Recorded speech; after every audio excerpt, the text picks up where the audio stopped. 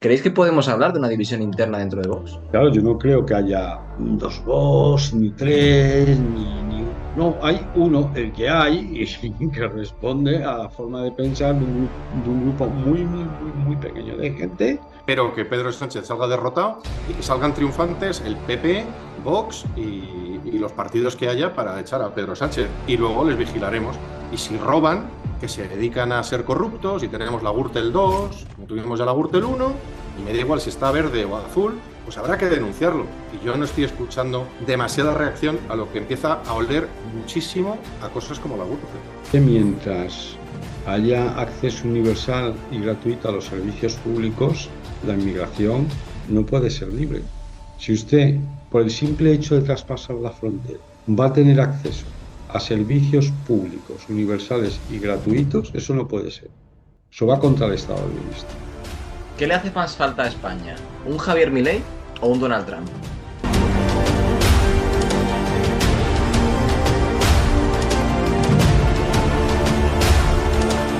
Bienvenidos a todos, amigos del canal, bienvenidos a este nuevo episodio, un programa un tanto distinto a lo que estamos acostumbrados, porque hoy he conseguido, bueno, pues liar a dos personas que además ya habían estado previamente en mi canal y por eso pues puedo presentar esta tertulia entre Víctor Sánchez del Real y Rubén Manso. Víctor, ¿qué tal? ¿Cómo estás?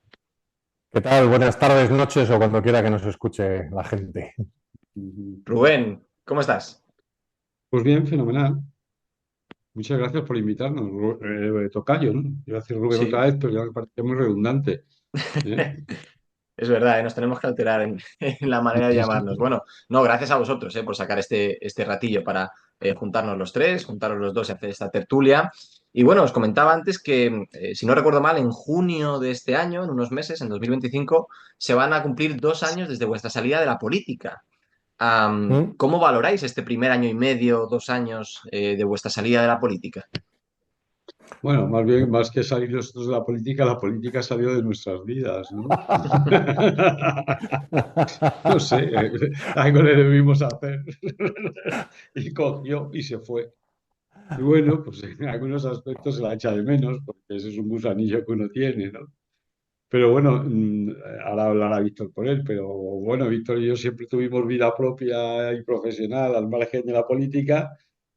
Y al día siguiente pues estábamos trabajando en nuestras cosas, ¿no? O sea, pero al día siguiente es literal. Bueno, es más, yo Un como mismo nunca día. las abandoné, como yo Ujú, nunca las abandoné, cuando me dijeron que ya no seguía, estaba en lo que era mi despacho profesional haciendo una cosita, o sea, ujú. que sin Sí, solución de continuidad, vamos. pues a mí me pilló pues muy de temprano, de un día 16 de junio, por la mañanita, en una reunión de empresarios que era mi espacio natural. Estaba con un grupo de empresarios, gente que conocía, de extremeños, que me conocían y que conozco desde hace muchos años y al que pertenezco de forma natural. Y estaba en ese ambiente, me llegó la información y sencillamente lo dije, lo comuniqué y a las 9:05 estaba empezando a hacer llamadas ya de negocio para recuperar mi actividad. Ha costado un poquito más porque hay mucho cabrón ahí fuera, no, y no hablo del mundo privado, sigue habiendo mucho cabrito en el mundo de la política que aunque te expulsan de la política, estos políticos profesionales se empeñan en que estés todo el día metido en política. Y nosotros, yo he vuelto a lo que era, un señor con mi vida privada, con mis trabajos en las empresas en las que tengo y sigo teniendo participaciones, afortunadamente, en las que soy consejero en otras empresas y la actividad que he tenido siempre de consultoría y de formación. Y aún así, y tengo, como tenía entonces, en mis ratos libres, mi opinión libre e individual, cosa que parece enfadar muchísimo a la gente. Por cierto, que hemos montado un partido político. ¿Cuántos llevamos montados, Rubén? Montamos uno todas las semanas, que yo he Más visto, o fin de menos. Sí, semana, sí, y exacto. cuando no montamos un partido político, montamos un quintal y ahí Espérate, estamos. justo me están llamando de la sede central, perdón, del partido en estos momentos. Ya está, arreglado.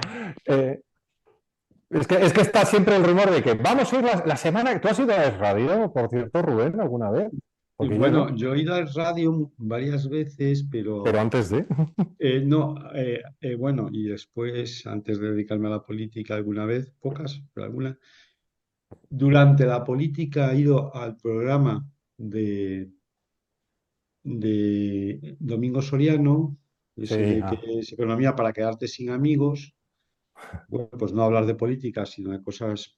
digamos, técnico-económicas, y luego he ido una vez, después de dejar la política, he ido otra vez al programa de Domingo Soriano. Pues nada, yo como el del chiste, como el del chiste de has ido a Londres, y dice o una o ninguna, pues va a ser que ninguna. Ni a la Sí, pero fíjate, COPE, ni a la antes, Sexta. Yo no recuerdo haber ido a la Sexta, no recuerdo haber ido a no, Telecinco, ni a Cuatro. Y mira que nos han yo, invitado, ¿eh? yo a radio he ido dos veces durante mi paso por la política, pero no a hablar de política, sino de temas técnicos. Vamos al programa Economía para quedarse sin amigos. Y una vez a ese mismo programa ya después de dejar la política, ya está. No soy yo un Mm. habitual de radio, ¿no? No, yo Os, sí, os yo iba, de otros medios. Dime. os iba a preguntar eso, si es normal en los principales partidos políticos pedir autorización para ir a un tipo de programa, tertulia o entrevista. Sí, sí, Sí, generalmente suele ser imagino, normal.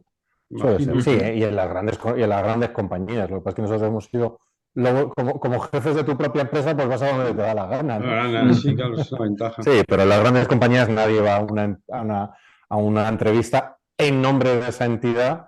Ya, eh, Al título particular, pues es difícil. Hay un dilema, siempre lo ha habido, de si una empresa en la que eres empleado o directivo te puede impedir ir a un medio. Y tampoco es buena idea para llevarte bien con los directivos. Pero bueno, lo decía a modo claro. irónico de que parece que, como hay por ahí gente diciendo que es que parece que todos los días estamos haciendo estas cosas, pues fíjate, Hombre, hay una teoría de la conspiración muy potente. hay veces que tenemos la sensación que todos los días se nos cita. Eso sí. ¿Sí es una Ujú. cosa? Nos lo Sí, cuentan. además, hubo hace poco como un Nos- rumor, bueno, lo que tú decías, nos lo- Víctor, ¿no? De que Iván Espinosa de los Monteros estaba montando un partido y que, bueno, en Ah, sí, Twitter, qué sí, sí, buena sí, idea. salió, Me bueno, parece pues muy buena idea. Habrá que hablar con Iván, sí. ¿Tú pues qué eso os iba a hablas? preguntar, si se os pone mañana sobre la Espérate, a mesa ver la si me contesta. posibilidad, Espérate, me habrá contestado el mensaje que le mandé. si se os pone Habrá que sobre la hablar. mesa esa posibilidad de formar un partido político con Iván Espinosa de los Monteros y algunos de los otros que han ido saliendo de Vox con vuestro paso, ¿estaríais Vamos, dispuestos a hacerlo? vamos a ver. Con Iván iríamos a muchos sitios porque es un tipo que nos divierte mucho. Sí. ¿Sí? Nos divierte mucho él y trabajar con él. Ahora, vamos a ver, montar un partido es un perezón, pero con Ya. mucho cuidado. Es Volver a 10 años perdidos otra vez, bueno, desde cero. Uf, y yo sospecho que Iván le y sin pasa. cobrar, y esto es importante, Rubén y Rubén, y sin cobrar un duro del partido, cosa que otros no pueden decirlo, ¿sabes? Yo A puedo nosotros decir, nos da la sensación que a Iván también le da, pero vamos, eso habrá que es que preguntárselo a él. yo estoy muy cómodo en la vida privada y profesional, como siempre he Porque, Ujú. estado, me lo paso muy bien, me llena mucho y no tengo ninguna necesidad. Otra cosa es que me apetece mucho opinar de política de lo que me dé la gana, por supuesto. Claro, claro, claro, claro. no, yo te digo, Decía, y sospechamos que a Iván también le da pereza, pero lo sospechamos nada más, eso hay que preguntárselo a él. Yo sé que le gusta mucho su profesión y está muy contento, como tantos otros.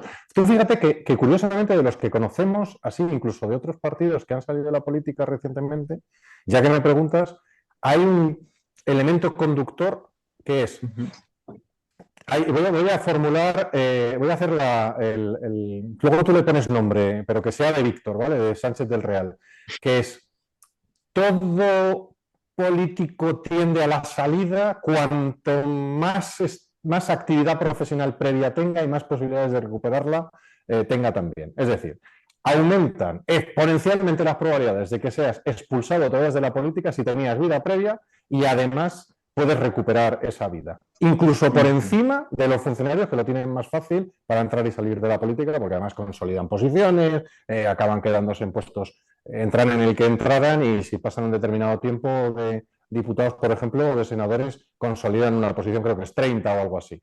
Bueno, el caso es que todo cuerpo humano sometido a la política tiende a ser expulsado directamente proporcional a sus posibilidades de reinserción laboral privada. Este es ¿No? un poco Parece el una sonancia. debate, este es un poco el debate, Víctor, de si los políticos tienen que ser realmente políticos, formados como políticos o profesionales que se dediquen a la política. ¿Qué No, si pensáis hay vosotros? es que hay profesionales de la política, por eso que inversamente todos aquellos que se hayan dedicado únicamente a la política tienden a sobrevivir más en política. Especialmente hay una mayor correlación con aquellos que no tienen estudios y no tienen experiencia en todos los partidos. Y esta fórmula, Ujú. afortunadamente, puedo decir que aplica a todos y cada uno de los partidos. Hay mayor Ya. probabilidad, no digo que sea el 100%, no voy a entrar en una generalización, pero hay mucha más probabilidad de que permanezca en política quien no haya tenido un trabajo previo y por tanto no tiene expectativas de un trabajo posterior, y además ya en determinados partidos con una alta alineación, con la falta de experiencia profesional, que si tiende a cero, bueno, van para arriba en la política de una forma espectacular, y ya si no tienen estudios, pues hay partidos como el PSOE que eso es exponencial, es una verdadera barbaridad. Aunque también debo decir que hay gente sin estudios en altísimos puestos, sin estudios reglados, tomando grandes decisiones en este país. Con lo cual, queridos niños, si quieren dedicarse a la política, olvídense, no hagan carrera, que llegarán a portavoces nacionales de los partidos, y puedo contar 3 o 4 que yo ahora mismo de memoria. Te lo decía sobre todo por si crees que es deseable una sociedad que esté dirigida por políticos que previamente han sido trabajadores en el sector privado, o crees No, que no es tan relevante. no sé, yo antes de entrar en política pensaba que tenía que haber un cierto equilibrio entre la gente que no está en política y los políticos. Y ahora he desarrollado una teoría distinta en la que creo que habría que regular de forma distinta a los que nunca han estado más que en política, con la gente que los que provienen del funcionariado, que tienen todo mi respeto y creo que hay grandes funcionarios en este país, pero no juegan al mismo deporte en política porque juegan con vidas infinitas, que aquellos que vienen, porque está perfectamente diseñado los reglamentos, las compatibilidades, para que no puedan entrar personas que vienen del mundo privado. Y la primera barrera, la voy a decir, es que está muy mal pagada la política, muy mal pagada para la política de a pie. Luego la política de presidente de partido, ¿no? Supongo que está muy bien pagada por diversas vías. Pero lo que es la política de a pie, lo que es un diputado, es una mierda de sueldo. O sea, es un sueldo que por eso solamente unos tontos hemos podido dedicarnos, nos hemos dedicado a ello pensando que era. Yo es que ni sabía lo que ganaba un diputado, de verdad, te lo digo, hasta que llegué allí, pero es bastante inferior a lo que ganas equivalente. Yo, para que te hagas una idea, mi primera nómina de diputado equivalía a mi nómina a una de mis nóminas con 29 años en el año 99 cuando me casé. Exactamente la misma nómina. ¿Tú, Rubén, qué opinas de No, este no, debate? no euros constantes, ¿eh? Bueno, yo opino que a la política tiene que acercarse toda la sociedad. ¿Me explico? O sea, primero no entiendo que haya profesión política. Eso no lo entiendo. Me cuesta entender que haya profesión política. Y luego a la política tiene que acercarse pues toda la sociedad. Entiendo que se acerquen los funcionarios, que se acerquen empleados por cuenta ajena, profesionales liberales, empresarios, ¿no? O sea, yo creo. Pero lo que sí exijo a los políticos es una experiencia relevante Uh -huh. antes de dedicarse a la política, ¿no? ¿Sabes? Sí. Antes de dedicarse a la política. Claro, yo estoy de acuerdo con Víctor en muchas cosas de lo que ha dicho, ¿no? Por ejemplo, hombre, ¿quién se puede dedicar a la política? ¿O quién se dedica ahora? Si nos damos cuenta, son o profesionales o funcionarios. Porque los funcionarios tienen, como se dice, como ha dicho él, vidas infinitas, ¿no? Piden el O, o, reingreso, o en su jóvenes recién llegados a la vida muerte, laboral, ¿eh? ¿sabes? Entran y salen de la política con su profesión, tal. Entonces, Uh -huh. realmente ellos no, económicamente no notan mucha diferencia. O sea, pues un sueldo medio alto, como es el de un diputado, que no deja de ser un salario bajo para un profesional de cierto éxito. Tampoco estamos hablando de ser Amancio Ortega, ¿no? No, no. Profesional de cierto éxito, el salario de diputado pues, es un salario muy, Uh -huh. muy modesto, ¿eh? Pero bueno, para un funcionario, pues es un funcionario de nivel, pues es lo que puede ganar, más o menos, más o menos. Más o menos. Claro, el problema quizás es que sí. Y luego los profesionales de la Sí. política, bajo mi punto de vista, es que en ningún sitio ganarían más. En ningún sitio. En ningún- Ajá. lo tengo muy claro. Los Esto, profesionales de la política en ningún sitio ganarían más. Esto era lo que te iba ¿Sabes? a decir, porque claro, si aumentamos el sueldo de los diputados, porque y es cierto que están muy mal pagados, ¿no? O sea, bueno, el caso que decías tú, Víctor, con tu nómina o los salarios que son públicos, que se publican a veces en Neutral en estos sitios, es cierto que son bajos, pero también es verdad que si subimos el salario podemos incentivar la formación de personas no para ser profesionales en el ámbito privado o en algún otro cargo Pero, público, pero, sino que incentivamos la formación de políticos.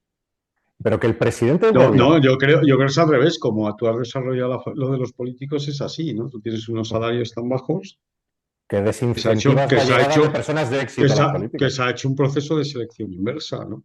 Uh -huh. Es decir, cuando Mira, es, decimos los políticos, nos solemos quejar mucho de la calidad de nuestros políticos, ¿no? La calidad técnica. Claro, con esos salarios, ¿qué quiere usted?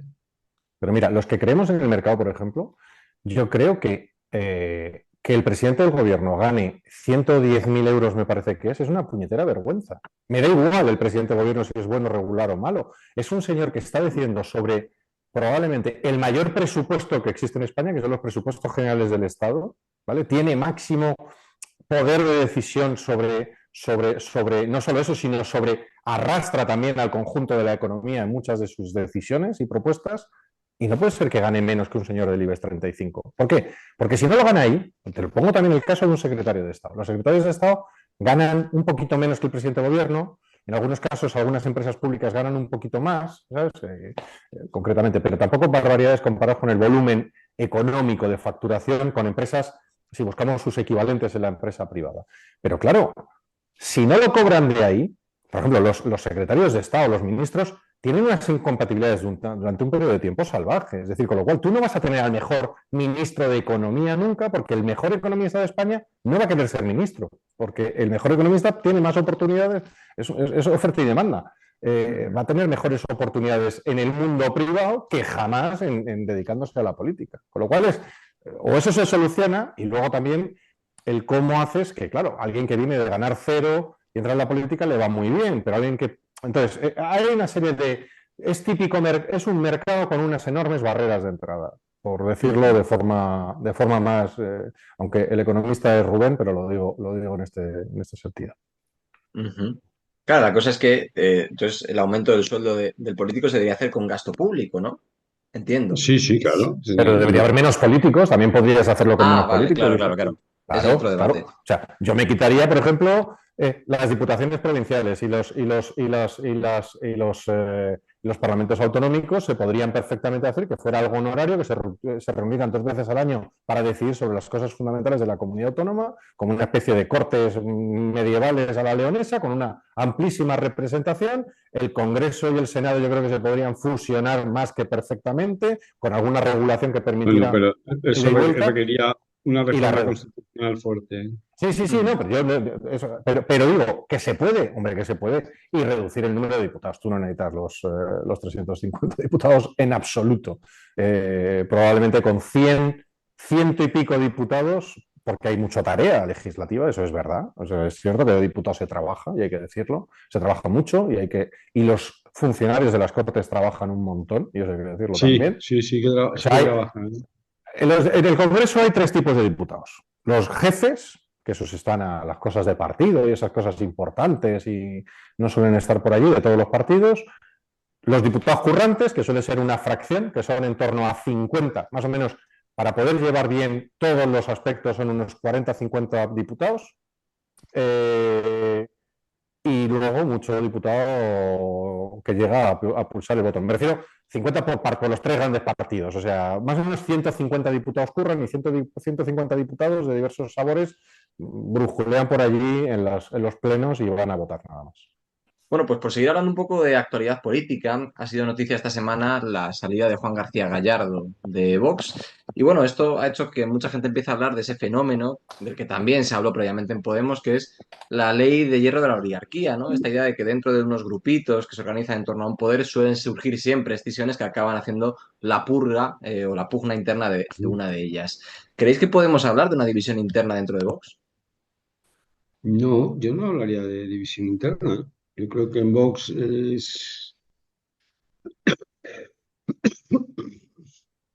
lo que hay es una unidad de destino no universal y, y por lo tanto lo que hay es, yo creo que, vamos a ver, yo entiendo los que piden democracia interna, tal y cual, que lo dice la Constitución y tal. Mira, un partido político como cualquier organización necesita ser bastante jerárquica y menos democrática de lo que nos imaginamos para poder funcionar. Y en eso no. Pero lo que sí tiene que ser un partido, como una buena empresa, en muchos aspectos, como una buena empresa, es participativa, que es distinto. No es lo mismo democrático que participativo. Democrático es que aquí todo el mundo vota y eso, claro, convertiría a cualquier partido en una asamblea. Eso lo saben muy bien los señores de Podemos y por eso se lo cargaron. O sea, no vamos a convertir esto en una asamblea. Pero participativo sí, y un partido político de todas. No tiene ningún sentido que un partido político no sea participativo. Es decir, porque no deja de ser un club de debate político dentro de un marco, claro. Es decir, no tendría sentido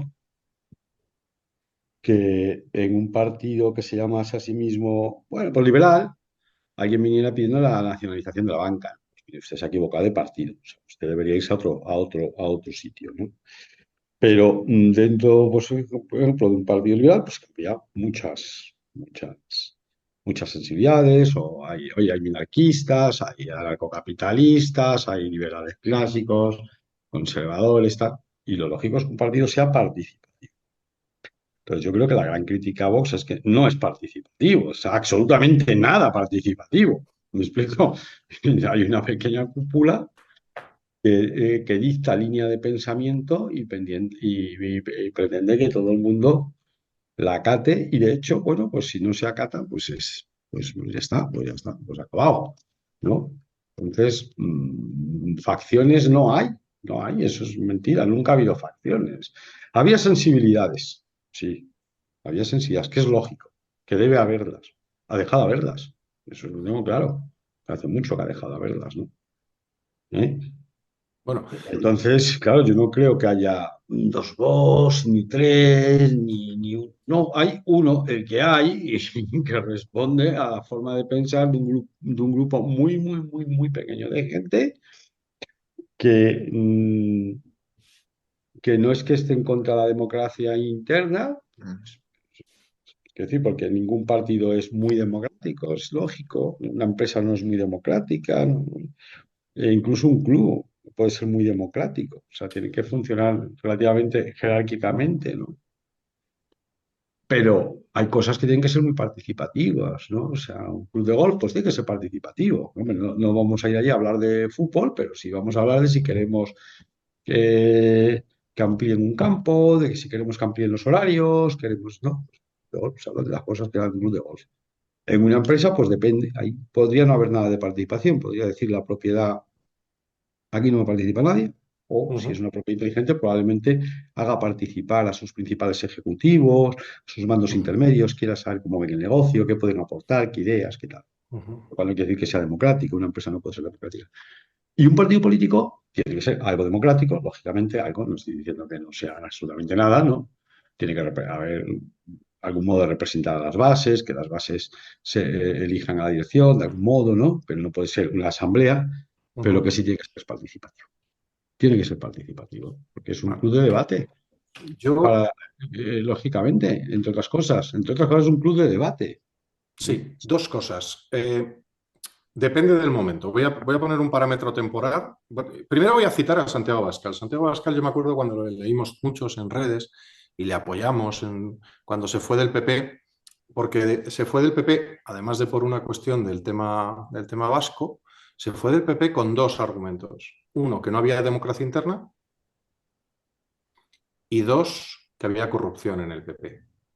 Yo estoy de acuerdo que si hay corrupción en un partido y no hay Sí, democracia sí, sí. interna, uno se tiene que ir. O te Sí, echan. Cuando de repente no hay democracia interna, claro, porque hay gente que dice, y esto lo tenías que, ¿por qué no decías estas cosas antes? No, es que a lo mejor no estoy porque las decía, es que la gente no hace la correlación. Usted no se ha preguntado el por qué. Es que igual había uno que levantaba la mano en las reuniones de los lunes y decía lo que opinaba. Y decía eso estaba cosas, mal claro. vista, y decía cosas, y a lo mejor ahí sí que también hay una correlación. Vamos, y además conociéndonos algunos, ¿usted se cree que nos vamos a callar? Pero por otro lado, también voy a meter un factor temporal que a ver, cuando Vox se funda con un manifiesto fundacional que redactan una serie de personas y que estaba muy bien y que va a por la libertad, impuestos bajos, reducir el gasto del Estado, reducir la presencia del Estado en la vida de las personas, igualdad, unidad y propiedad privada. Y 4 cositas más. Está por ahí el manifiesto. No lo han podido borrar de la web, aunque cuesta encontrarlo. Bien. Luego hubo una fase muy bonita, debo decir muy bonita, de la que participamos unos cuantos, porque estábamos el día cero, en el que además eso, que era una idea, se desarrolló en una serie de programas. Había un consejo, había un debate, yo estaba en el Comité Ejecutivo Nacional, es decir, como era un poco, pues podías participar y había mucha democracia interna, había mucho debate interno y más o menos hubo mucha batalla. Hubo unas batallas brutales, unos debates brutales. ¿Qué hacemos? Yo qué sé, con los fueros, ¿sabes? O sea, ¿qué hacemos con...? Y más o menos acabó cuajando una posición bastante firme y que yo De hecho, se llegó a hacer un test sobre cómo de acuerdo estábamos. Y pues Santiago Abascal estaba de acuerdo con el 85% de lo que había, yo podía estar de acuerdo con el 82%, es decir, no te creas que estabas de acuerdo con el 100%, pero estabas muy razonablemente de acuerdo con todo aquello. Y aquello quedó razonablemente bien fijado. Y lo que pasa es que tú, pues ya no tienes por qué tener más debates porque ya lo has fijado. O sea, el mundo no ha cambiado y sigues pensando que tiene que haber impuestos bajos, que hay que eliminar las autonomías, que hay que eliminar. No hay que debatir más de eso.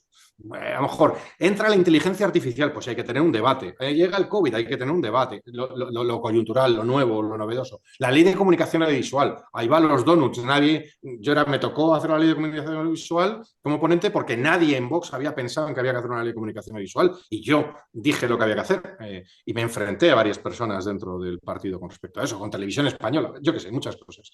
Pero una vez estaba fijada, no hay que estar pegándose todos los días, salvo que uno decida no defender esas cosas que ya se habían fijado como base del partido. Es decir, si de repente se nos olvida lo de que a lo mejor los programas económicos, fíjate qué locura, hay que poner un Excel al lado que los soporte, que cada propuesta tiene que llevar una argumentación de cuánto cuesta y qué impacto va a tener. De repente, cuando tú se te empieza a olvidar de eso y dices, es que la gente no lee, es que no sé qué, es que la economía, pues a lo mejor ahí se producen unas fricciones que yo no digo que sean, yo no las he vivido porque yo nunca había estado en política, pero que me parece que esas fricciones tenían que ser positivas con el mundo de la empresa, que te reúnes el consejo de administración y te discutes. Tú no discutes más que con nadie más, solo discutes más con alguien en la vida que es con tus hermanos que con tus socios, ¿sabes? Es una barbaridad lo que discutes en un proyecto de lo que sea, empresarial, etcétera. Dicho lo cual, si de repente alguien coge y teníamos 100 parámetros, se olvida de 40 y de los 10 principales empieza a cambiarlos, de repente decimos que el Estado tiene que ser omnipresente, o sea, decimos la iniciativa privada es lo fundamental y de repente te dicen que tenemos que tener una empresa pública de vivienda, si te dicen tal, te empiezan a decir cosas que antes no te constaban y que son radicalmente distintas y te dicen que las empresas tienen que ser de los obreros y no del empresario. Pues chico, ahí empieza a haber discusiones, ¿sabes? Estamos en contra de que existan los sindicatos y creamos un sindicato. Empieza a haber discusiones y por supuesto que las ha habido. Familias, no, porque no estábamos organizados, nadie. Algunos sí estaban organizados. Y sobre todo, y lo que yo digo, al PP, a Vox, lo que le ha pasado fundamentalmente es la llegada de una enorme cantidad de personas provenientes del PP. Que, por cierto, son las que cooptan, ese sería el verbo, la mayor parte de las funciones ahora mismo estratégicas del partido. Personas que han sido cargos públicos del PP, que provienen de familias relacionadas con el PP o que han estado literalmente en el PP. Ese es el parámetro que ahora define a...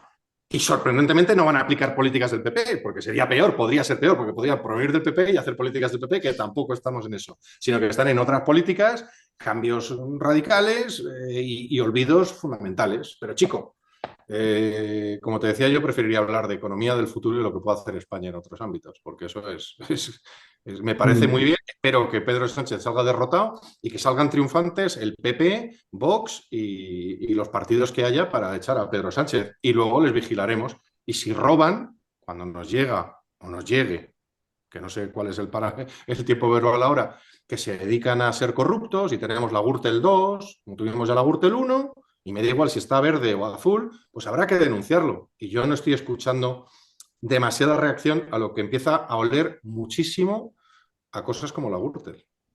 Antes, perdona que os corto un momentillo, antes de que pasemos a ese bloque, Víctor, que decías tú sobre las posibles soluciones, ¿no? Para mejorar un poco los problemas y los desafíos a los que se enfrenta España, te hago una pequeña pregunta.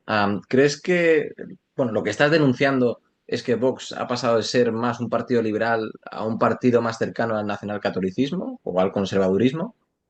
No estoy diciendo eso. Yo lo que estoy diciendo es que los postulados son distintos en muchos aspectos, en muchos, no en todos, en muchos.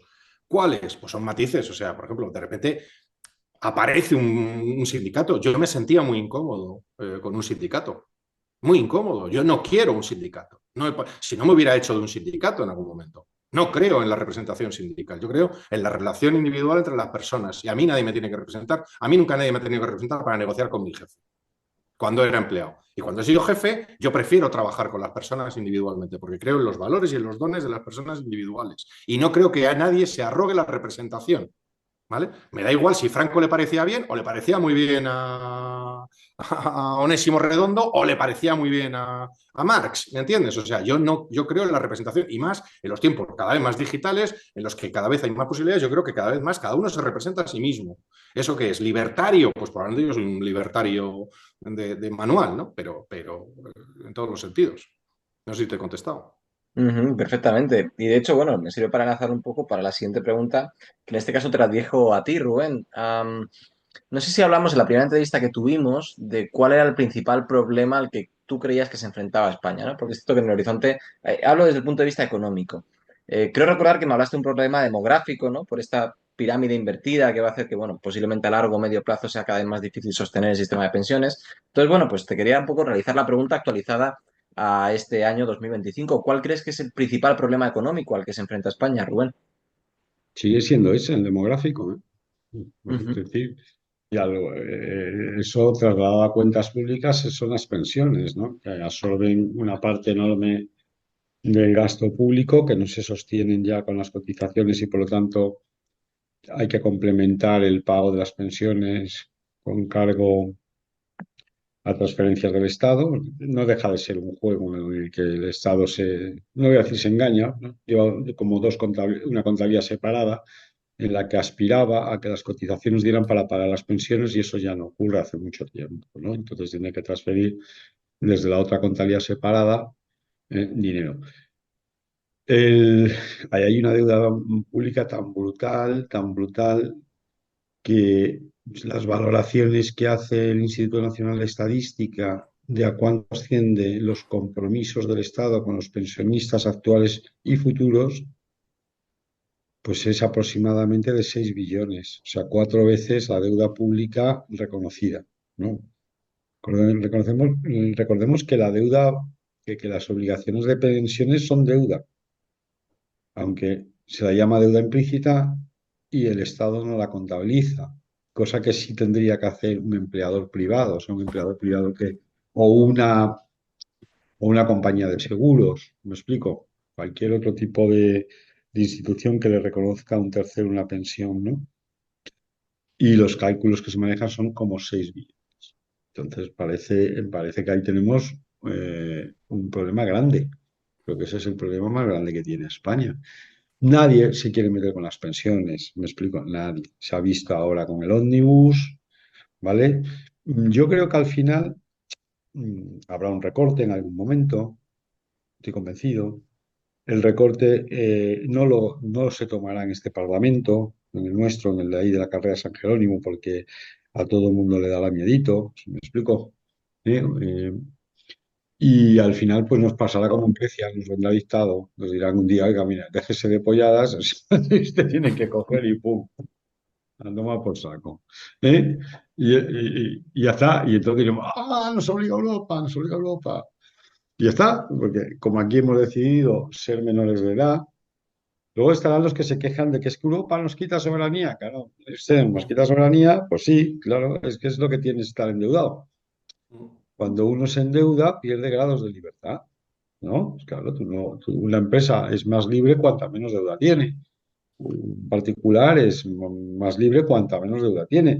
Claro, si usted abusa de la deuda implícita, explícita, es decir, lo que publicamos, ese 1,5 billones de deuda que publicamos, o implícita, a las pensiones, métale usted otros 6 billones. Si usted abusa, pues claro, sus acreedores, o quien le está financiando, y a nosotros nos financia mucho Europa, no solamente suscribiendo los bonos, sino a través de la emisión monetaria del Banco Central, pues un día que te dice, mire, no, es que yo quiero cobrar, yo quiero que esto, ¿no? Ese día, bueno, me imagino que los muy soberanistas dirán, les vendrá muy bien para quejarse de Europa, pero bueno, al final, bueno, tres manifestaciones, 2 detenidos, ¿me explico? Ujú. Aquí será la solución, pero yo no tengo ninguna esperanza en la clase política para ese tema de ningún color, de ninguno, ¿eh? Ujú. De ninguno, de ninguno, de ninguno.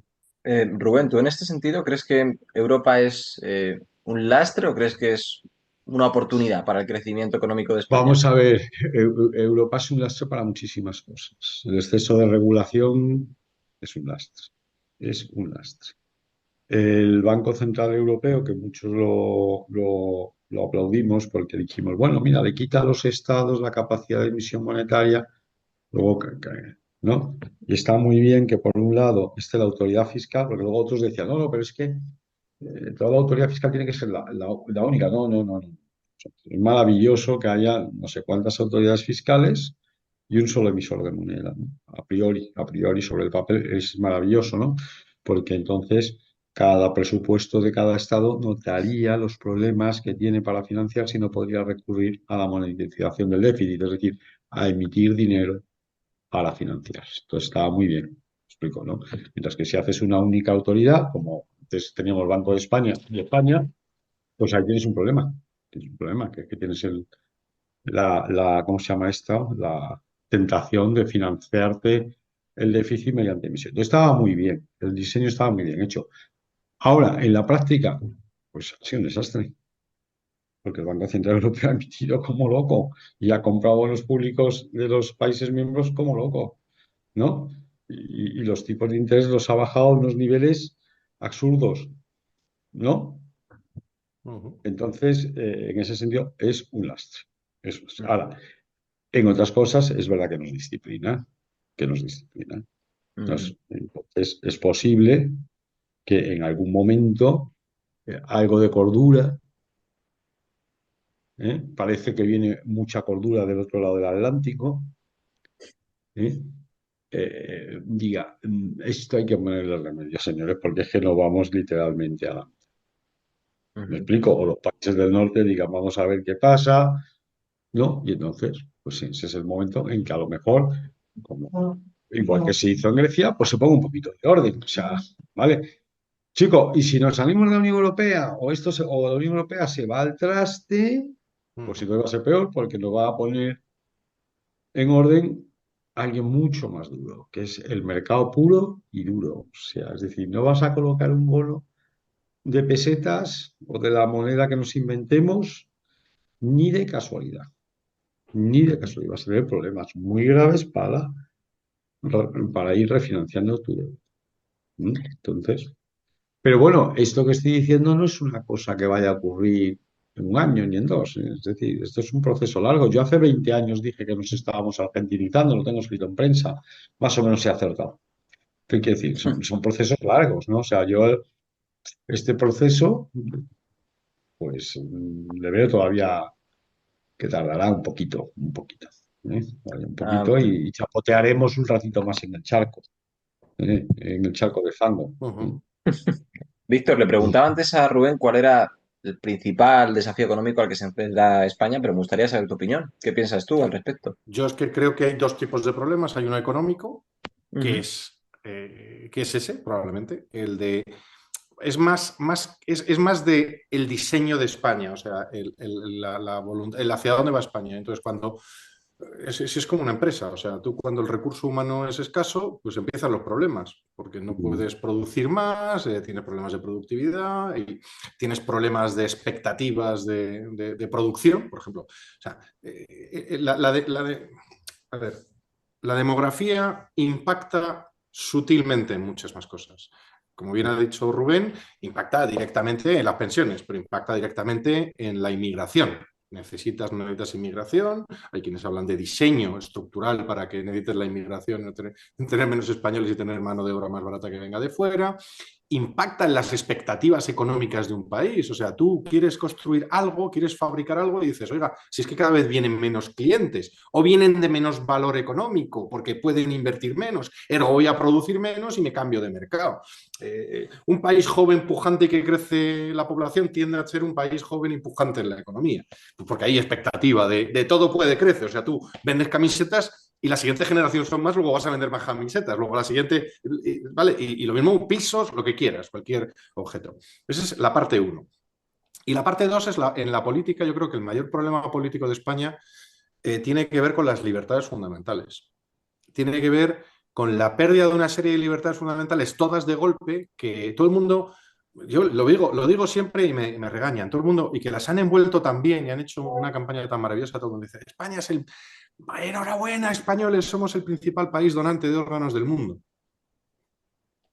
Sí, están los órganos no los donas, los órganos los tienes expropiados. Porque literalmente tus órganos, todo el que haya vivido la muerte de un familiar sabe que lo que tienes es que firmar para que no se los quiten, con la excusa de que estás firmando para donarlos, ¿no? O sea, cosas como estas. Cosas como la presunción de inocencia ante Hacienda, hacia el Estado, hacia el gobierno, hacia el policía. Temas como la libertad, o sea, lo decía un empresario extremeño hace poco en una reunión que le pido a los políticos de presunción de inocencia, que no venga Hacienda, me mete un palo y soy culpable sin poder tener recurso. Y el tercero es el de la propiedad. La renuncia a la propiedad y la pérdida de la propiedad y el derecho al usufructo de la propiedad y a la construcción de la propiedad, hacer con la propiedad que te da la gana, lleva a intervenciones de no, usted no va a tener propiedad porque le vamos a fabricar propiedades del Estado, o usted no puede tener determinado número de pisos, usted va a tener el número de pisos que nosotros le digamos y además se lo vamos a dar nosotros del Estado, y esto lo dicen de un lado y otro. Me parece muy grave, y eso junto es la tormenta perfecta, que claro, no hay que ser ni libertario, ni liberal, es de sentido común. Si el país no puede crecer, encima la productividad se va al carajo. El 80% del dinero que se gasta en muchas provincias proviene del propio Estado. Es un enchufe que se enchufa a sí mismo. Y con todo el respeto a los funcionarios, pero es que es un sistema no productivo. Y encima un sistema no productivo y un sistema en el que no se respetan las libertades fundamentales, de forma muy sutiles, muy de que vengan ellos, que venga alguien y me solucione este problema de mi calle, no. Te conviertes en menos ciudadano, con menos oportunidades y por tanto es un país menos libre, ¿sabes? Entonces, de ahí lo de ser libertario más que otra cuestión, ¿sabes? Porque lo que estamos hablando es de libertades fundamentalmente. Me estoy Me ahogando. interesa mucho ver cómo combináis, desde vuestro punto de vista, el problema migratorio, no sé si llamarlo problema, pero bueno, el conflicto que está surgiendo en estos últimos años, décadas con respecto a la inmigración, con el modelo productivo. Porque lo planteo de la siguiente manera. Hay mucha gente que piensa que realmente la introducción de mano de obra extranjera, que normalmente va a ser mano de obra barata cuando provenga de países tercermundistas o en situaciones de pobreza extrema o de guerra, puede incentivar a que los trabajos que los españoles no quieran ocupar los ocupen este tipo de personas. Pero claro, también surgen otros problemas que se están demostrando casi empíricamente, como la correlación tan alta que existe entre inmigración y delincuencia, la implantación de culturas que son difícilmente compatibles con la nuestra. En este caso, mucha gente lo que hace es una pugna. ¿Qué vale más, mi cultura y mi gente que el empleo? ¿O vale más el empleo a pesar de que tenga que sacrificar? En este caso, ¿cómo veis vosotros la implantación, o mejor dicho, la integración de la inmigración en nuestro modelo productivo? Bueno, vamos a ver. Vamos a empezar la inmigración. Es decir, lo primero es que mientras haya acceso universal y gratuito a los servicios públicos, la inmigración no puede ser libre. Es así. Es decir, si usted, por el simple hecho de traspasar la frontera, va a tener acceso a servicios públicos universales y gratuitos, eso no puede ser. Eso va contra el estado del bienestar. O sea, usted puede venir, pero vamos a ser muy duros, ¿eh? Usted tiene que pagarse todo. Todo es Ya. todo. Todo. Pero fíjate, Entonces, eso sí te lo hace compatible. Eso sí te lo hace compatible. Pero no podemos pretender que una política de fronteras abiertas con libre acceso a los servicios públicos universales y gratuitos. Eso es incompatible con el estado del bienestar. Si lo quieres, ¿vale? Ya está. Eso por un lado. Luego, en España es verdad que lo que está viniendo es una inmigración en general. Bueno, luego está el tema de la delincuencia, etcétera, etcétera. Lógicamente, en un grupo de gente desarraigada, como es un inmigrante, pues probablemente la tendencia a la delincuencia sea mayor. Suele pasar. Nosotros estamos, o sea, quiero decir, eso es así, ¿no? Y luego está el tema cultural. Pero claro, oiga, es que usted tiene que aceptar las normas de aquí. O sea, usted no puede venir con sus normas. O sea, eso es así. Pero yo creo que una política de expulsión es fuerte, fantástica. Oiga, usted viene aquí, no hay universal y gratuito, que lo sepa, que lo sepa. ¿Eh? Si lo damos, entonces tengo derecho a cerrar las fronteras. Si tengo derecho a cerrar las fronteras y al que pillo lo pongo fuera. Y en cualquier caso, las reglas aquí se respetan. Está. ¿Vale? Y luego, el tipo de inmigración. Bueno, claro, España es un país que su PIB crece porque crece la población. pero no crece por incrementos de productividad, crece la población. Y de hecho, claro, porque cada tío que viene y trabaja, pues, oiga, si gana 1.000 euros, pues chico, suma 1.000 euros al PIB. Si te vienen 5, no, te vienen 5 millones de tíos, pues le meten todos los meses 5 millones al PIB. Por 12, 60 millones al PIB a final de año.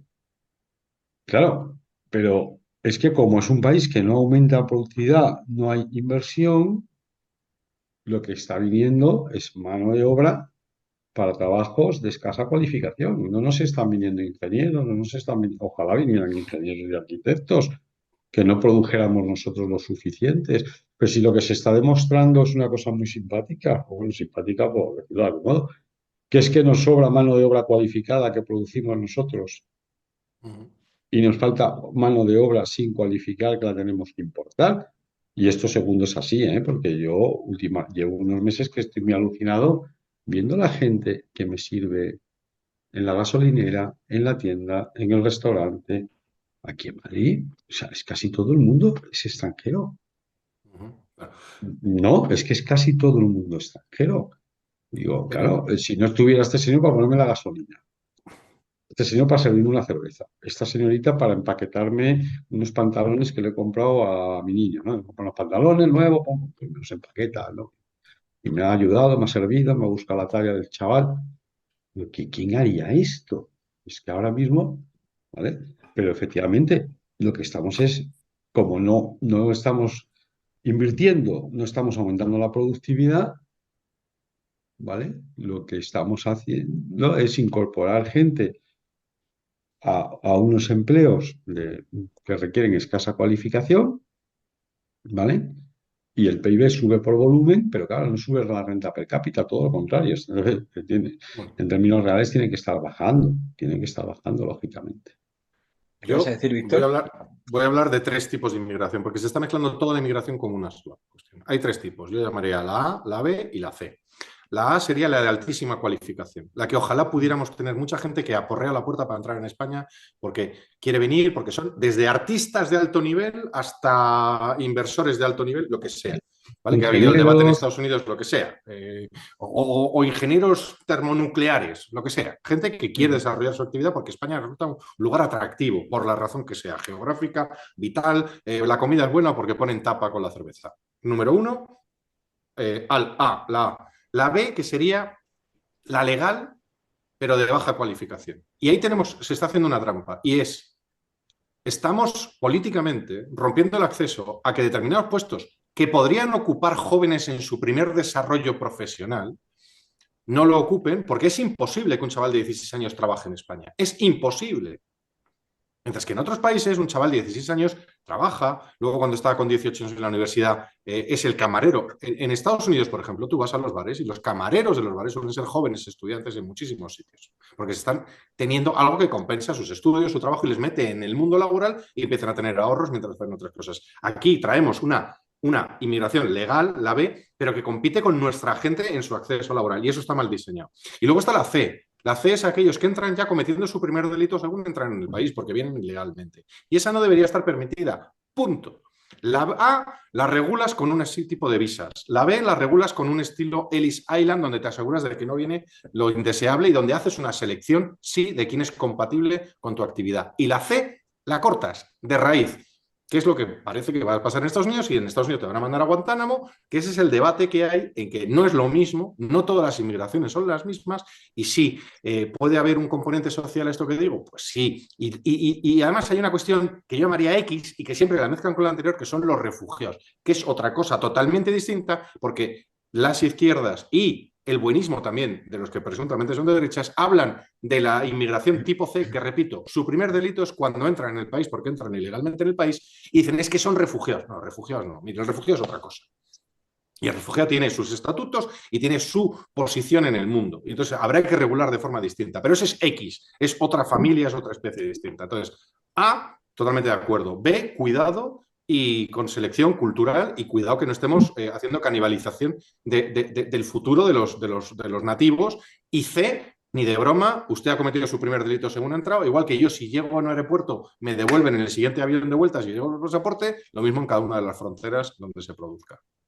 En relación con este tema que planteaba de la inmigración, yo tengo entendido, ya me corregiréis si pensáis lo contrario, o no es cierto, que en Vox se está haciendo actualmente una especie de apuesta por la inmigración como principal tema que va a conseguir preocupar a la sociedad española y por eso, bueno, pues se está apoderando de la gran parte del marketing político que hoy en día emite Vox, ¿no? Hay un montón de mensajes relacionados con la inmigración y en los mítines, en las tertulias, el espacio de diálogo lo copan principalmente este tipo de argumentos y esto es porque yo tengo entendido que ellos han interiorizado que en un futuro no tan largo, pues la sociedad española va a concebir la inmigración como el principal problema y por eso va a ver como la única alternativa o la mejor posible a esta solución a Vox. ¿Creéis que es un acierto esta decisión?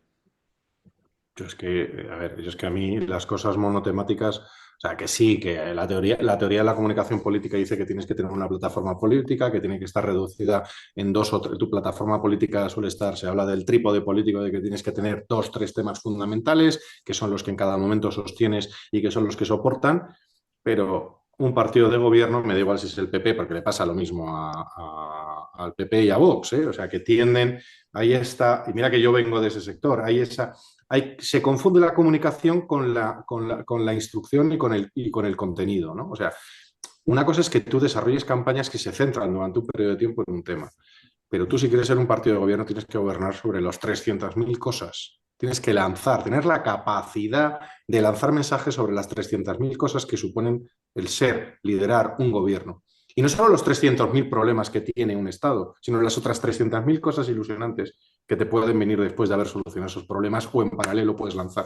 ¿Vale? Entonces, chico, les va a ir bien y les está yendo bien en determinados segmentos, me parece muy bien, pero a mí me gustaría hablar de cosas como las que te he dicho. Si he dicho que los principales problemas son demográfico y de tipo libertades, me parece que hay que hablar de esos. Y que me parece que la inmigración es un derivado, es un síntoma que no el origen del problema. El problema está más arriba, arriba, arriba. Y creo que si te dedicas a ganar elecciones a base de síntomas, acabarás como mucho solventando alguno de los síntomas, pero no matando la enfermedad, que es lo que creo que habría que hacer. Y la enfermedad es multisistémica en estos momentos, se retuerce en todos y cada uno de los rincones de la administración del Estado y creo que debería haber un proyecto lo bastante sofisticado como para que por lo menos me diga que por lo menos tiene a 25 tíos capaces de hacer las 25 cosas que hay que hacer el primer día. ¿Vale? No te voy a dar un dato. Yo hablé con gente del PP y me consta, gente del PP y gente de Vox, que en las elecciones del 23 de julio de hace 2 años ya, para 2 años este verano, yo pregunté, bueno, ¿y qué tenéis preparado? Yo, bueno, cuando lleguemos ya prepararemos. Y yo, no, perdón. O sea, igualito que igual digo Trump, de ¿no? Donald Trump, que tiene Igualito que preparados Trump. los primeros 365 días a todo ritmo, ¿sabes? En fin, pues ya cuando se nombra el ministro, ya decidiremos lo que hacemos. Bueno, no, tú tienes que tener una lista como mínimo de las leyes que vas a derogar el primer día, ¿sabes? Claro, porque tú deberías saber ya cuál va a ser tu gobierno. Para empezar, claro, porque. Y dice, cuando El nombres shadow ministro, government. claro, pues porque no, tú llegas es decir, te ganas las elecciones y te pones a buscar ministros y a discutir a quién vamos a hacer ministro, ¿no? Tienes que tener tú. Si ganamos aunque solo lo sepas tú, que es el presidente de aquí, Bolaico. Me explico. Y si ganas, al día siguiente ya los llamas. Soy chicos que parece que hemos ganado, que ya me llamará el rey para ver cuándo hay sesión de investidura y, chico, y esto en 3 semanas estamos allí. Ujú. Pero claro, es que no estamos en eso, es que aquí se va improvisando mucho. Este es un país de improvisadores, básicamente, ¿no? Es un país de Así nos va. improvisadores. Y así nos Así va. nos va. Sí, Iba a sí. retomar una Los cosa presuntos técnicos. Iba a retomar una cosa que decías antes, Rubén, que era esto que habías escrito en prensa, ¿no? De que España estaba en un proceso de argentinización, lo has llamado, ¿no? Sí, sí, los últimos 20 Aproximándose. años. Pues te iba a preguntar al hilo de esto, ¿qué le hace más falta a España? ¿Un Javier Milei o un Donald Trump? Javier Milei. De aquí a Lima, vamos. De aquí a Lima. De aquí a Lima. Mm. ¿Sabes? Lima un Javier Milei. O sea, una persona que luche por las libertades, ¿no? Y que entienda las libertades ampliamente y para el que el principal problema es el estatismo, que es el gran problema, ¿no? Porque claro, creer que que el problema es quién dirige el Estado, y dice, bueno, claro, es que ahora dirigen esta panda rojos y entonces nos cuelan toda su mierda, su basura, pero ya lo cogemos nosotros y colamos la nuestra. Que no, hombre, que el Estado es un ente que devora la sociedad, le succiona la fuerza creativa y el Estado tiene que tener unas funciones muy concretitas. Hay que reducirlo a eso, ¿eh? Y nada más. Y nada más y nada menos. ¿Vale? Y entonces, yo creo que Milley es mucho mejor que el enfoque Trump. También es verdad que las responsabilidades no son las mismas, ¿no? No es lo mismo Ujú. ser el presidente de Argentina que ser el presidente de los Estados Unidos. Es decir, es que lo uno De te otro da una nivel. responsabilidad que es sacar a Argentina adelante y lo otro es que tiene unas implicaciones de paz mundial, Ujú. equilibrio geoestratégico y su puñetera madre que claro, no es lo mismo, ¿no? No son los mismos puestos, aunque los dos sean jefes de Estado, ¿eh? Como no es lo mismo, para que se me entienda, ser el obispo de la Seu d'Urgell, que es jefe de Estado en Andorra, ¿no? No es lo mismo, oiga, no es lo mismo. Andorra, pues es un país chiquitito, bueno, pues que básicamente pues tiene una problemática muy pequeñita. Ujú.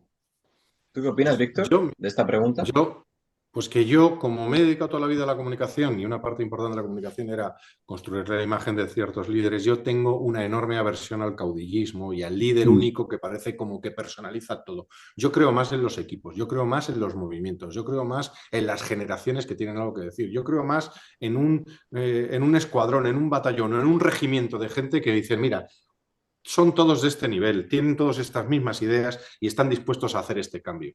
Yo creo que además España tiene tantos problemas tan grandes que requiere más un grupo grande de gente, que me da igual quién los lidere, que un caudillo, que eso siempre ha sido como la gran solución española, es el caballero blanco y que es muy listo, muy guapo y sabe de todo. Pues no, mira, generalmente los seres humanos somos muy limitaditos y cada uno sabemos de lo que sabemos. Y yo no me creo capaz de saber de todo. Yo sé de lo que sé, que son una serie de cosas, y me he preparado durante mucho tiempo para estar formado en eso. Y yo me siento muy cómodo con un Rubén a mi derecha diciendo, oye, ¿quién está haciendo el Excel? Rubén. ¿Y tú qué estás haciendo, Víctor? El PowerPoint y explicando el Excel para que se entienda que el Excel sea humano. Y Rubén escuchándome a mí para decirme, ten cuidado que eso... O sea, ¿me entiendes? Ya somos 2, 3, 4, 5. Yo siempre he jugado deportes de equipo. Creo más en un equipo de rugby que en un bailarín exótico, en un pole dance. Pero aquí es como que llama mucho la atención y dice, ay, mira, el prestidigitador. Esto ha pasado siempre en toda la democracia. Hemos tenido que si el Mario Conde de turno, que si el no sé quién. Yo creo más en grupos de gente que por una determinación de que tienen una serie de cosas claras y en común, que tienen una determinada formación, un determinado nivel y una determinada experiencia, van a ser capaces de hacer eso. Me creo más los hombres de negro que al señor presidente haciendo orden, que a von der Leyen. ¿Me explico? O sea, creo más en eso que como solución, además específica para España. Porque ojito con los caudillismos que siempre acaban en lo mismo. ¿Sabes? Entonces, y este mesianismo, estamos un Este poco como el mecanismo, pueblo, estamos como el pueblo de Israel en la época ¿no? Justo antes del Nuevo Testamento. A ver cuándo llega el Mesías, otro Mesías, y otro Mesías, y otro Mesías. Pues chico, la probabilidad que, la verdad es que si viene el Mesías otra vez, además os recuerdo que si somos fieles a la fe, resulta que es el fin del mundo, porque, ¿sabes? Entonces no puede venir otro Mesías. Entonces ese mesianismo a mí me preocupa y me preocupa que sea el modus operandi de todos los partidos y de todos los movimientos. Creo más eso.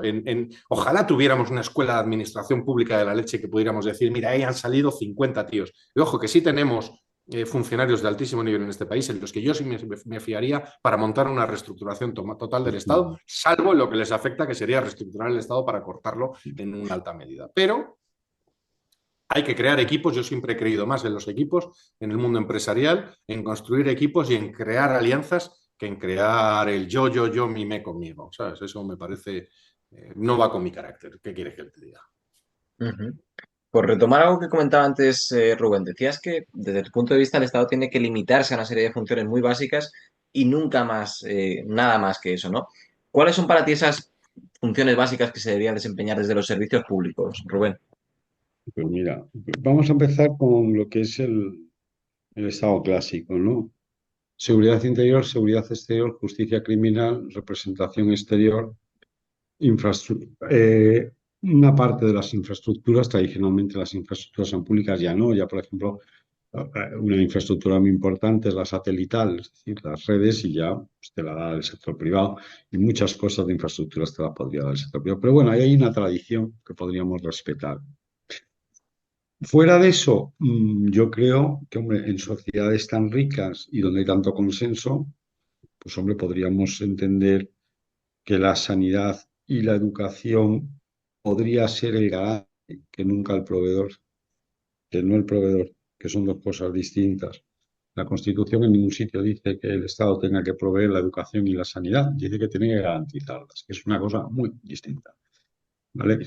Bueno, pues podemos entender que en unas sociedades tan ricas y donde, eh, ¿no?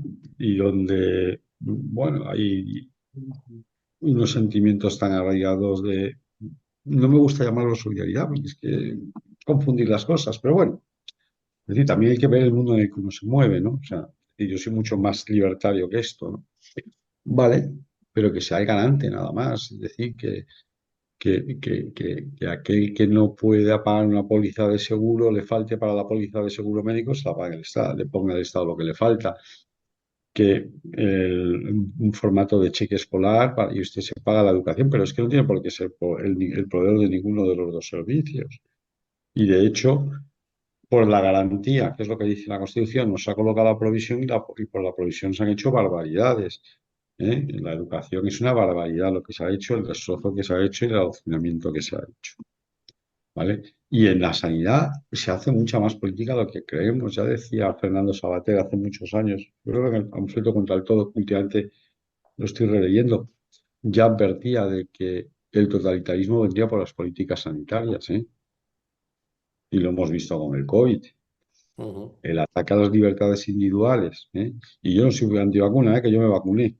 Puse las dos primeras. Ya a partir de la tercera me mosqué mucho, ¿eh? Entendía más o menos que las dos primeras, bueno, pues no habían pasado los estándares de calidad exigibles. Se entendía el problema de, vamos a llamarlo, de urgencia, y que por lo tanto, bueno, pues los estándares de calidad se habían bajado y no teníamos el track record que se tiene en una vacuna normal. Lógico, porque pero, chico, el cachondeíto que ya se veía desde el principio y el que se vio después, más el ataque a las libertades, más las decisiones absurdas. Dices, claro, es que la política sanitaria, el miedo a la muerte se convierte en un arma poderosísima en manos del Estado, ¿no? Entonces, pues mira, chico, cuidadito, ¿no? Y ya está, y nada más, ¿eh? Y se ha acabado, ¿no? Dice, oiga, la cultura, bueno, pues mire usted. En Shakespeare y Lope de Vega no necesitaban subvenciones, llenaban los teatros.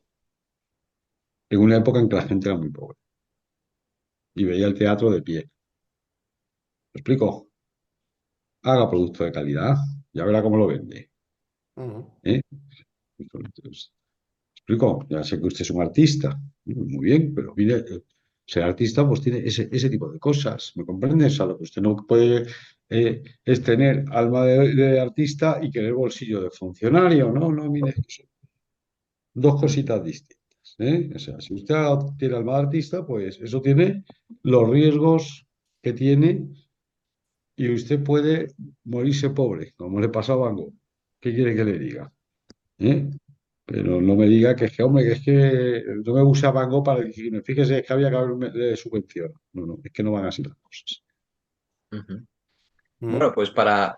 ¿Querías añadir algo, Víctor? Sí, no, no, que yo ahí, ¿qué debería tener un Estado? Pues lo mínimo, Es lo mínimo. garantizar la libertad, garantizar la seguridad y garantizar la propiedad. Son las tres cosas fundamentales. La libertad con un sistema de justicia, una serie de leyes reducidas a su mínima presión, pero con un sistema justo.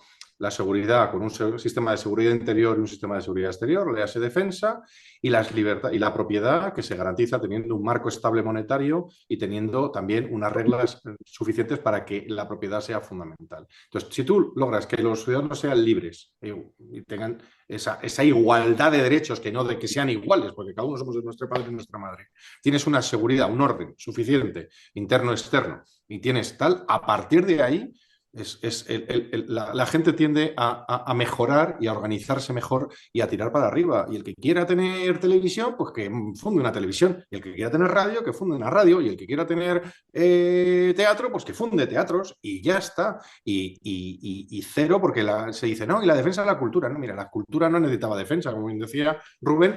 El Prado no se llenó a base de políticas de cultura, ni de un ministerio de cultura. El Prado se llenó pues porque era una expresión natural de sociedades que eran cada vez más prósperas y cada vez tenían más libertades, porque ahora sale una señora y enseña el pecho y parece que hay una libertad. Tú te vas al Prado y es que está todo lleno de señoras con el pecho al aire, ¿me explico? O sea, que estamos aquí inventando la rueda y pensando que todo pasado fue más torpe, más sucio y más peor. No, pues no, eran tan listos como nosotros, al menos, con menos recursos eran más inteligentes, porque a mí siempre me admira que alguien que hace 150 años sin paracetamol, con cubierto de fiebre, lograr escribir en un papel y a lápiz cosas que nos siguen impresionando. Ese estado, que no es un estado mínimo, es un estado suficiente, que es otra cosa distinta. Exacto. ¿Sabes? No es un estado Exacto, mínimo, es también me suficiente. gusta la expresión, el estado Me ha gustado. suficiente. Ya está. Claro que estamos los de comunicación, es lo que hay. Me gusta. Cítame. Muy bien, pues ya para acabar, yo me podía tirar, por supuesto, mucho más tiempo hablando con vosotros dos, pero como, bueno, nuestro tiempo es limitado y la paciencia de nuestros espectadores también, os hago una última pregunta a cada uno, ¿no? Porque hemos hablado de manera muy general, bueno, también un poco más práctica y aplicativa sobre los problemas de España, pero esta pregunta la enfoco de forma mucho más práctica, más técnica, ¿no? Si el día de mañana todo el poder legislativo, normativo de este país recayera en vosotros, ¿qué concreto artículo, qué concreta medida, qué concreto programa, ley modificaríais y cómo? Bueno, pues primero derogaría la norma que me ha dado todo el poder, porque yo no creo en el poder absoluto. Me has dicho el legislativo, el ejecutivo, el judicial. No, primero separaría los poderes. Separaría los poderes. Esa es la primera norma. Es decir, básicamente porque me fío poco de cualquier hombre con todo el poder, incluido yo mismo. ¿Me explico, no? Ujú. Entonces, yo creo que la primera norma sería derogar la atribución de todos los poderes a un solo individuo.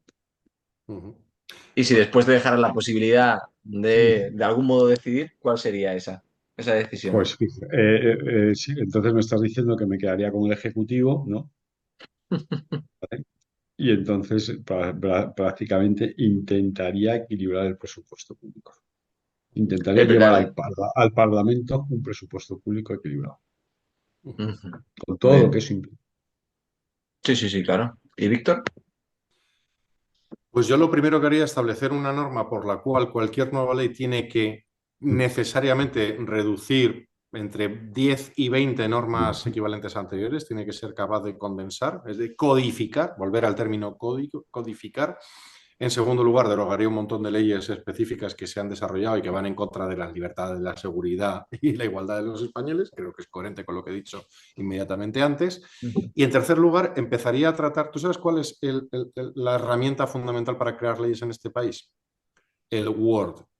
Mm. Alucina, y el Word en blanco. Es decir, lo primero que trataría es el marco normativo español como un gran código, un código. Lo que más ha evolucionado en los últimos 150 años ha sido la capacidad de codificar información. Bueno, pues las leyes, o sea, yo que sé, mira, te pongo un ejemplo. Yo soy reservista voluntario como mi amigo Rubén. Entonces te pasan todas las normas que afectan a un militar y de repente lo que dice el reglamento, lo que dice la ley, lo que dicen los reales ordenanzas, etcétera, no dicen ni lo mismo ni en el mismo orden y encima lo dicen repetido. Pues eso tendría que someterse a un sistema de codificación estilo informático, ¿vale? Por entendernos, pasar por procedimientos en los que las leyes ya no fueran rollos de papel higiénico que a veces solapan y a veces no, no coordinan ni en género ni en número, sino que se codificara, además de ser más pequeño el código, es decir, un código más, fuera además un código más limpio, en el sentido de que elimináramos. Claro, ya sé que un montón de profesiones se me echarían, porque los abogados viven emboscados